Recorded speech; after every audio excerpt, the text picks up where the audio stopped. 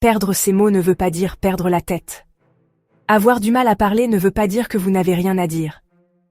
Mais si vos pensées étaient parfaitement claires, mais que votre bouche refusait de coopérer. Et si chaque conversation ressemblait à une bataille que vous ne pouviez pas gagner. L'aphasie est plus qu'un simple trouble du langage. C'est une lutte silencieuse qui réécrit les identités, met à l'épreuve les relations et teste la résilience. Aujourd'hui, on va plonger dans la réalité de la vie avec l'aphasie et les façons incroyables dont les gens retrouvent leur voix. Imaginez vous réveiller un jour, et soudain, votre cerveau et votre bouche arrêtent de fonctionner ensemble. Vous savez exactement ce que vous voulez dire, mais les mots ne sortent tout simplement pas. Ou pire, ils sortent, mais ils n'ont absolument aucun sens. Vous demandez de l'eau, mais d'une manière ou d'une autre, votre cerveau vous livre un fauteuil banane à la place. Bienvenue dans le monde de l'aphasie.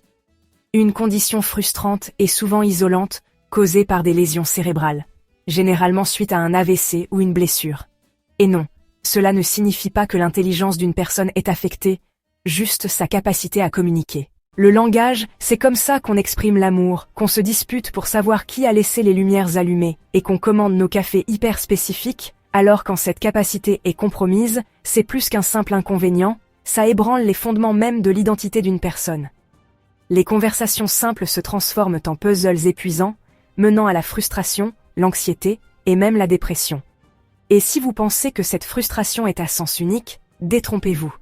Les proches aussi luttent, souvent en essayant de combler les lacunes ou en parlant accidentellement par-dessus la personne aphasique, ce qui, spoiler, n'aide pas vraiment. Les relations se restructurent, passant du bavardage sans effort à un mélange de gestes, d'expressions faciales et parfois de technologie.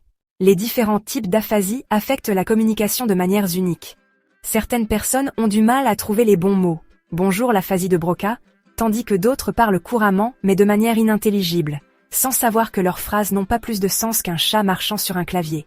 C'est l'aphasie de Wernicke. Contrairement à des conditions comme la démence, où la mémoire et la fonction cognitive déclinent, l'aphasie est entièrement liée au langage. Donc, une personne aphasique peut être parfaitement consciente de ce qui se passe, mais juste incapable de s'exprimer. Imaginez savoir exactement ce que vous voulez dire, mais avoir l'impression que votre bouche est une enceinte Bluetooth cassée, qui coupe toujours au pire moment. La récupération est imprévisible. Certains retrouvent la parole grâce à la thérapie et au recablage du cerveau. Merci la neuroplasticité, tandis que d'autres s'adaptent en utilisant des méthodes de communication alternatives.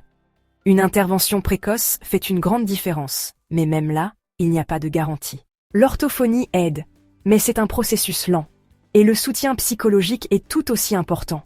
Parce que soyons réalistes, quand votre capacité à communiquer vous est arrachée, ce n'est pas seulement frustrant, c'est une crise d'identité. Le langage est la façon dont nous nous définissons, donc le perdre peut donner l'impression de perdre une partie de qui vous êtes. Mais le cerveau humain est étrangement adaptable, et de nombreuses personnes atteintes d'aphasie trouvent des moyens de s'exprimer au-delà des mots. Mais voilà le truc. Le langage est peut-être lié à l'identité, mais il ne la définit pas. Les personnes aphasiques trouvent de nouvelles façons de s'exprimer à travers l'art, la musique et même le pouvoir silencieux de la présence. Et soyons honnêtes, beaucoup de choses significatives ont été dites sans mots.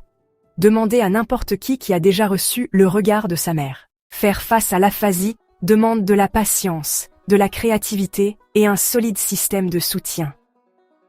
Les familles et les aidants jouent un rôle énorme, et de simples ajustements, comme donner plus de temps pour répondre ou utiliser des phrases courtes et claires, peuvent faire une grande différence.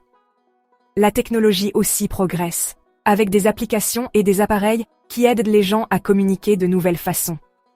Mais au-delà de toutes les stratégies et de tous les outils, le plus important, c'est la compréhension. L'aphasie n'efface pas l'intelligence, la personnalité ou la valeur. Elle ne fait que remettre en question la façon dont ces choses sont exprimées. Et s'il y a une chose pour laquelle les humains sont doués, c'est l'adaptation. Alors maintenant, parlons-en. Comment pensez-vous que la société peut mieux soutenir les personnes atteintes d'aphasie? Laissez vos réflexions en commentaire. Si ce n'est pas déjà fait, abonnez-vous pour plus d'informations sur l'esprit humain.